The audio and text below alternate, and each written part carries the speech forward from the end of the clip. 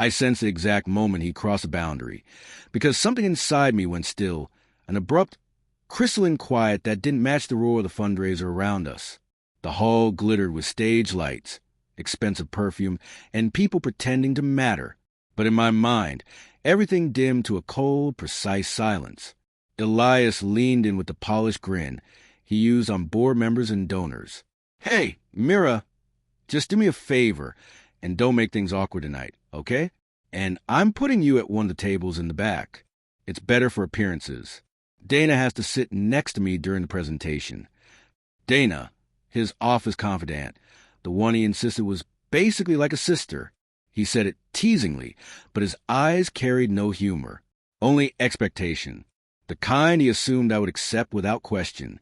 That assumption was his first mistake. He brushed my elbow lightly, steering me toward a table I had never agreed to.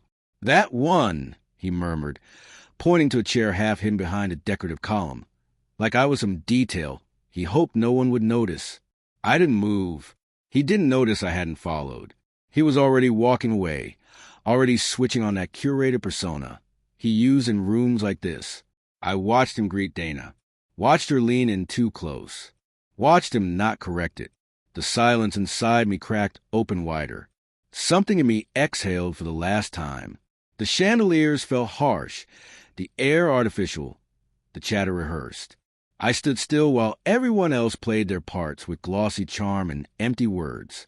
Maybe that's why he loved these events. Everyone pretending, no one honest.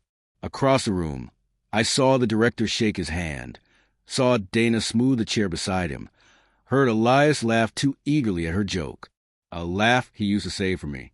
2 interns whispered while glancing my way. They'd seen it. The casual dismissal, the public distancing, the quiet humiliation. When Elias stepped up to the podium, his voice echoed through the speakers.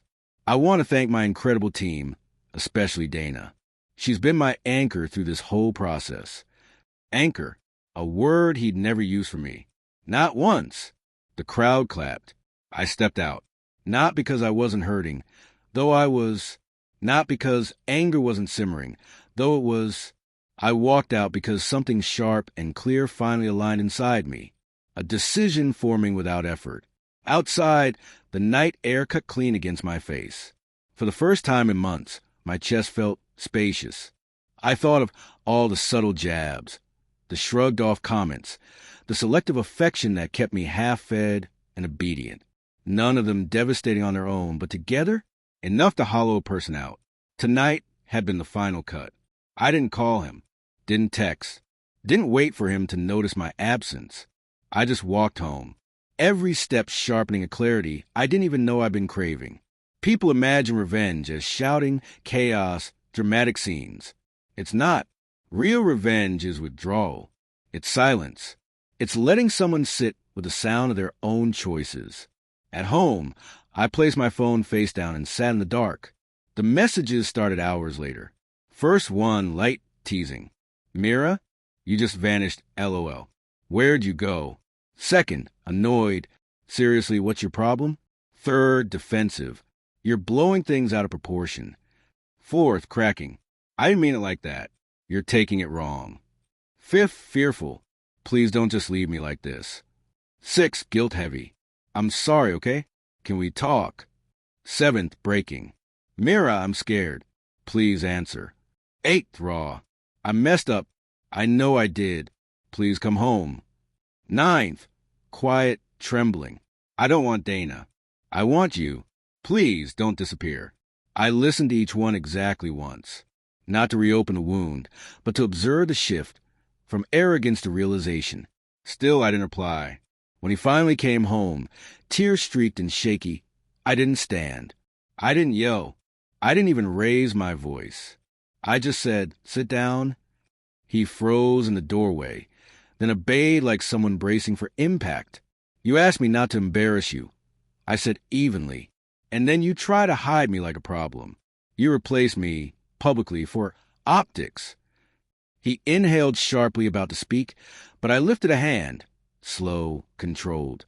He went silent instantly. "This was never about Dana," I continued. "It was about you forgetting who I am." He reached for my hands. I didn't move. "You scared me," he whispered. "I know," I replied. "That's why it worked." His breath caught. I finally stood, walked past him, and opened the door to the guest room. "You'll sleep here tonight. Respect isn't optional, and neither is mine." His face crumpled as the weight of consequence finally settled on him. I paused at the doorway, giving him one last truth. Steady, unshaken. "If you ever try to make me disappear again, I won't leave quietly next time. I'll leave completely." The door clicked shut behind me, soft, final, and in the hush that followed, for the first time in a long time, I felt entirely at peace.